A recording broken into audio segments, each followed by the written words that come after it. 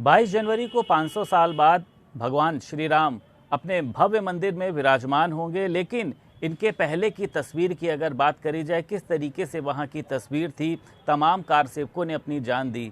लखनऊ के भी 27 साल के एक युवक अनूप अवस्थी ने बीड़ा उठाया था कि वहां पर लोगों को लेकर पहुंचना है, और हमारे साथ खुद अनूप अवस्थी मौजूद हैं।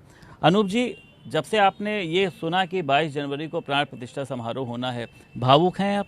बिल्कुल, इससे बढ़कर खुशी प्रसन्नता का विषय दूसरा हो नहीं सकता है। ये सबका सपना साकार हो रहा है, इससे बढ़ और क्या चाहिए हमको। 500 साल जहाँ पूर्वजों ने कितना संघर्ष किया होगा, कितने आहुतियाँ दी गई, और हम लोगों ने अपना बहुमूल्य समय इसमें और हताश थे। और आज मोदी सरकार आने के बाद जो पहले फैसला आया राम मंदिर के पक्ष में, और आज मंदिर निर्माण हो रहा है और अपनी आंखों के सामने हम लोग देख रहे हैं, इससे बढ़ के प्रसन्नता दूसरी हो नहीं सकती। अच्छा अनूप जी, लगता था आपको कभी, क्योंकि बीजेपी भी देखिए यही कहती थी कि मंदिर वहीं बनाएंगे, लेकिन विपक्ष भी ये कहता था कि मंदिर वहीं बनाएंगे लेकिन तारीख नहीं बताएंगे। बीजेपी ने तारीख भी बता दी, मंदिर भी बना दिया। तो आपको लगता था कभी कि हाँ राम मंदिर बनेगा ज़रूर, क्योंकि तमाम लोगों ने अपने जान की आहुति भी दी थी? देखिए, ये तो हम लोगों के अंदर पक्का था कि आज नहीं कल बनना है। एक उसको कोई अब मिटा नहीं सकता है, क्योंकि वो दौर अलग था जब मुग़ल थे। मुग़लों से फिर हम अंग्रेज आए, उनसे सब छीन छान के सत्ता हम लोगों ने, जब हमारे पूर्वजों, हमारे पिताजी स्वतंत्रता सेनानी थे, उन्होंने भी संघर्ष किया भारत को, और उसी धारा पे उसी कड़ी में हम लोग भी उतर के आए। तो एक अपनी अस्मिता को बचाने के लिए, अपने गौरव को बचाने के लिए, दिखाने के लिए, सनातन धर्म की नींव धरने के लिए इस संकल्प के साथ नौजवान फिर खड़ा हुआ, और आज जो है बढ़ते ही जा रहा है। अच्छा, 27 साल की मात्र आपकी उम्र थी, आपको अपनी जान खोने का डर भी नहीं था, जिस तरीके से मैंने सुना। जब आप वहाँ पर पहुँचे, क्या तस्वीर थी? बताया कि वहाँ की जो तस्वीर है, मुझे लगता है कि वो देखने लायक भी नहीं थी। थोड़ा सा आप बयां करें कि किस तरीके से वहाँ पर सड़कों को साफ हो रहा था, क्या किया जा रहा था वहाँ पे? देखिए, उस दिन का तो दृश्य जो है द्रवित कर देगा आपको। जब मैं पहुंचा हूं तो उस समय सब काम हो चुका था, और मुलायम सिंह गोलियां चलवा करके कितनी लाशें, कितने लोग मरे, कितनों सरयू पे फिकवाया इसने, और सब सड़कों के ऊपर कहीं निशान ना मिल जाए, और इसलिए धुलाई का काम चल रहा था। सब सड़कें साफ़ की जाएँ, खून के धाप ये सब हटाए जा रहे थे। ये सब काम ये कर रहा था। सरयू नदी में भी बताया गया है कि कई जो कार सेवक थे उनकी कह सकते हैं शरीर को फेंका गया। जी, उसके बाद में सब लाशें मिली हैं, लोग रिकॉर्ड में है वो। कुछ तो है नहीं, मनगढ़ंत कोई बात कह रहा है। अच्छा, आंदोलन आप लोग कर रहे थे, लेकिन आपने कभी ये सोचा था, आंदोलन तमाम तरीके के होते हैं, कि कार सेवकों पर गोली चलवा दी जाएगी? सोचा था आपने कभी ऐसा? देखिए, ये सब सत्ता के लोलुप लोग हैं, और ये अपने सत्ता पाने के लिए कुछ भी कर सकते हैं।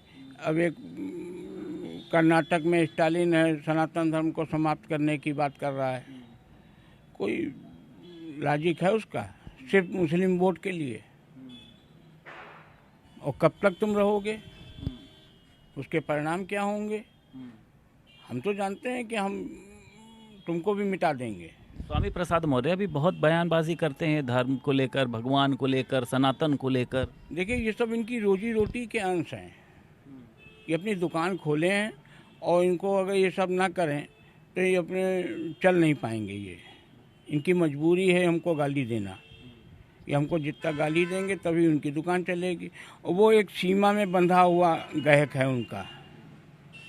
उसके ऊपर उनका घटता जाएगा, बढ़ेगा कुछ नहीं। अच्छा, आपके भी तमाम साथियों ने इसमें आहुति दी, तो आपको लगता है कि जो उनकी आहुति है वो बेकार नहीं गई है, और अब उसका जो एक असर है वो दिख रहा है?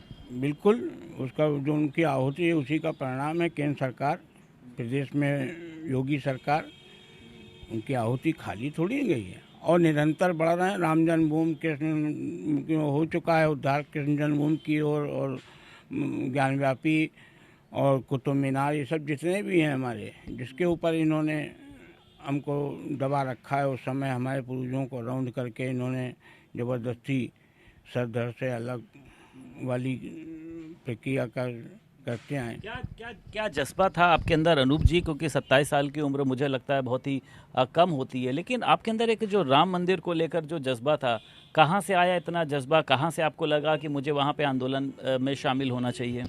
देखिए, हम पैदाइशी राम भक्त हैं और नित्य हमारा नहा धो करके पहला हम गणेश मंदिर महादेव पे जल चढ़ाना और ये सब करने के बाद ही तब हम मुँह में अन्न जल ग्रहण करते हैं। ये हमारा पैदाइशी है और उन्हीं की उनका जब काम आया और हम अपनी घर में बैठे रहें, ये संभव नहीं है। अच्छा, सुना होगा आपने कि वहाँ पे जब सड़कों पर लाशें पड़ी थी, हालांकि आपने बताया कि तब तक वो सब कुछ हो चुका था, आंखों में आंसू थे, मतलब मुझे अभी भी लग रहा है कि आप जो है, मुझे लगता है कि जो आंसू हैं एक वो छलक रहे हैं, चाहे फोटोज़ को देख कर आना हो, तो कुछ कहना चाहेंगे आप? उसमें कहने को कुछ नहीं, बस मंदिर बन रहा है और जल्दी से जल्दी हमारी कृष्ण जन्मभूमि और ज्ञानवापी भी मुक्त हो। उसके कुछ पार्टियां जो है अनूप जी भगवान राम के अस्तित्व को भी नहीं मानती थीं। उनके मानने और ना मानने से कुछ बिगड़ा नहीं है और ना बिगड़ेगा। उनकी व्यापार है, उनका यही दुकानदारी है। अगर ये हमको गाली नहीं दें तो चलेंगे नहीं। उनको मुसलमान क्यों वोट देगा?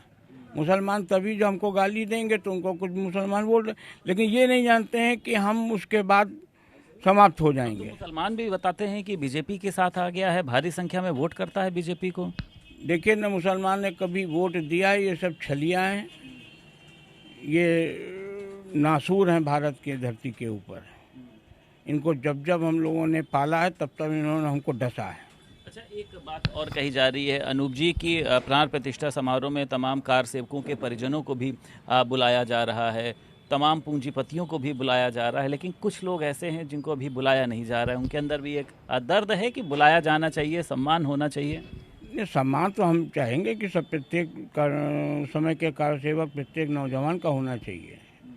वो सब उनके परिवारजन जो हैं इस आशा में बैठे हैं कि हमको कोई न्योता आएगा या फ़ोन आएगा, हमारे लड़के ने इतनी आहूत दी, इतने उसने घर परिवार नहीं देखा, वो सब चाहते हैं।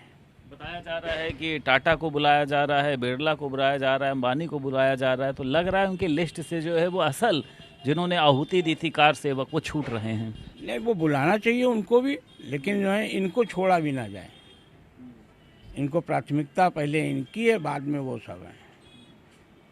आप जाएंगे 22 जनवरी को? आपके लिए कोई न्योता है या फिर आप घर में रहकर ही प्राण प्रतिष्ठा समारोह का कार्यक्रम देखेंगे? देखिए, हम लोग सब संगठन से बंधे लोग हैं, हमको कहा जाएगा न्योता आएगा तो हम खड़े होंगे, लेकिन कोई शिकायत नहीं? शिकायत हमको कोई नहीं है। तो हम लोग हमारे साथ अनूप अवस्थी मौजूद हैं और आप देख सकते हैं कि ये जो तस्वीरें इन्होंने रखी हैं, तस्वीरों को देखते समय मुझे लगता है कि इनकी आंखों से जो आंसू हैं वो भी छलक रहे हैं। अनूप जी, मैं चाहूँगा एक आध जो तस्वीरें हैं जो आंदोलन के समय की, जो राम मंदिर के समय की, वो आप कैमरे पर आप लोग देख सकते हैं कि अशोक सिंघल हैं, महंत अवैधनाथ जो हैं, वो तमाम लोगों के साथ में अनूप अवस्थी मौजूद हैं, क्योंकि उस समय की जो तस्वीरें थी वो मुझे लगता है कि रुलाने वाली तस्वीरें थी। सड़कों पर लाशें पड़ी होना, सड़कों को धुलाया जाना, क्योंकि खूनों से जो है वो सड़कें भर गई थी। आप देखिए उस समय का भी ये जो पूरा एक अखबार है। तो आज ये कहा जा सकता है कि जो तमाम जो कार सेवकों ने अपनी जो प्राणों की आहुति दी थी और उनके जो प्राणों की आहुति है वो अब रंग ला रही है, जब प्रधानमंत्री नरेंद्र मोदी 22 जनवरी को प्राण प्रतिष्ठा समारोह में शामिल होंगे और भगवान श्री राम अपने भव्य मंदिर में विराजमान होंगे। लखनऊ से वीडियो जर्नलिस्ट निखिल के साथ संदीप खेर, भारत समाचार।